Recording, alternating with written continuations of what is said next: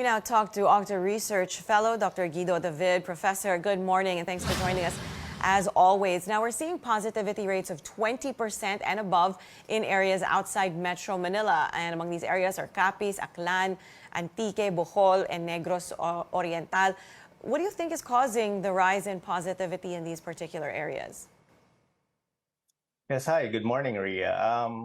Well, it actually is kind of expected that once there's a wave in Metro Manila, it will eventually go to the, get to the provinces.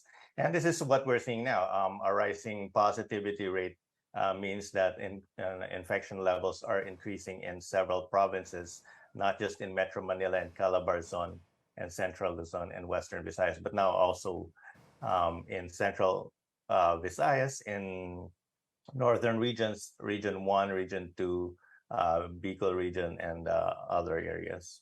So, Professor, that being the case, what are your projections this week? Do you see this rising even further in the coming days?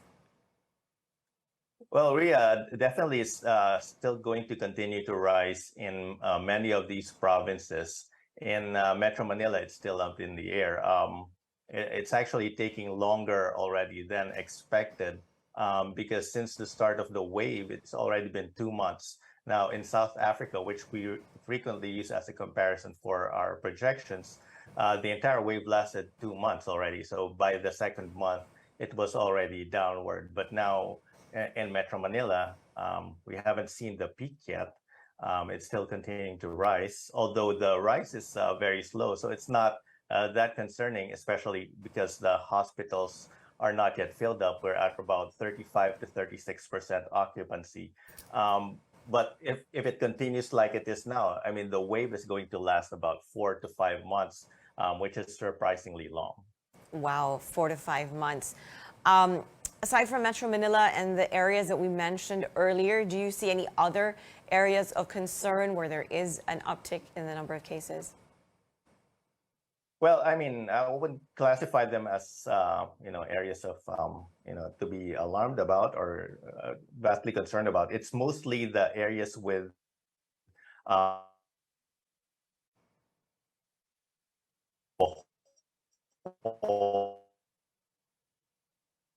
and I think a few other provinces, which we'll probably put out later. There's just a few of these areas. Right. Professor, do you think we should be alarmed by this continuous and slow rise in cases? As you said, this could last for a total of 4 to 5 months. Is there a need to impose restrictions? Because we had the president there just saying no more lockdowns ever. Yeah, well, we don't see the need for any, increased escalation at this time, or maybe even over the next few months, because the Omicron generally presents itself as mild or asymptomatic. There will be a few severe cases, but because we can manage hospitals, the president. All right.